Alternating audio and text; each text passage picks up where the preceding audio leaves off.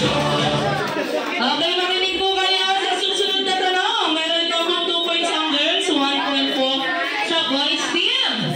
Okay, saan nakatira ang prinsesa?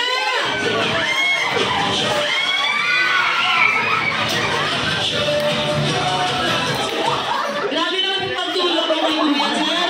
Tinatulog ko na lang. Nagamit mo para linisin ay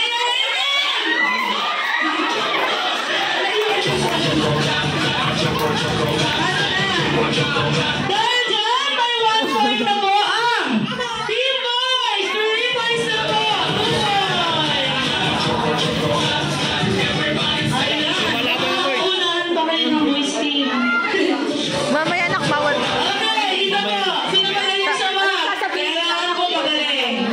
2 times 2 plus 2 plus 2 will give you an answer na?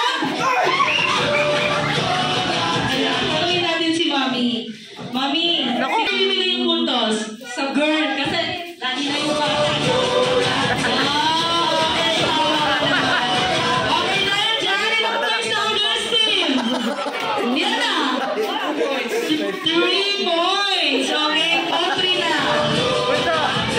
Okay, ito. Para sa winning question. Okay?